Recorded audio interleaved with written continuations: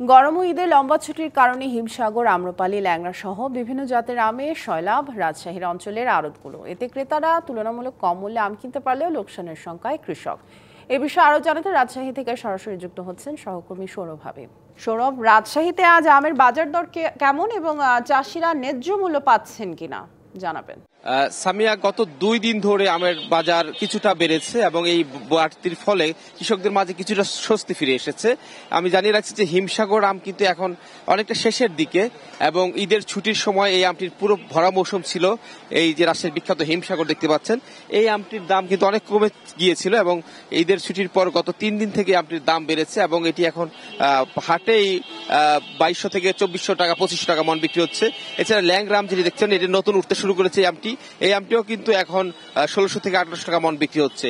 এছাড়া কাটিমন সহ বিভিন্ন জাতের আম কিন্তু উঠেছে, এই আমগুলোর বিভিন্ন দামে বিক্রি হচ্ছে। একটু বলবেন ভাই, আমের দাম কম না বাড়তির দিকে? এবার আমের দাম ভাই এখন বাড়ছে। আপনার খিরসাপাত 2800 থেকে 3000 টাকা মন, ন্যাংরা আপনার 2000 থেকে 2200 টাকা মন, কাটিমন আছে আপনার 2400 টাকা মন, তারপর আপনার হাড়িভাঙা আছে, হাড়িভাঙা চলছে আপনার 2200-2400 টাকা মন। আমের দাম এখন বাড়ার কারণ হচ্ছে গিয়ে আপনার আম শেষ প্রায়। আমরা আরো কিছু মানুষের সাথে কথা বলে একটু বলবেন যে আম কিনতে আসছে নিশ্চয়ই, আমের দাম কেমন এবার? আমের দাম তুলনামূলক এখন কম আছে এবার, হ্যাঁ একটু কম। একনল অ্যাডভান্সড হাইজিন সোপ এবার জীবাণু ধুলাবালি ঘাম ক্লিন বোল্ড।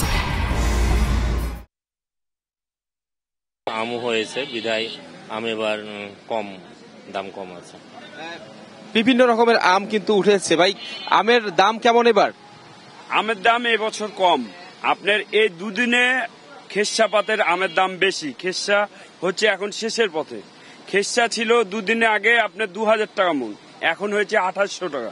আপনার ন্যাংরার দামটা কম আছে, ওটা 1600 টাকা 1400 টাকা।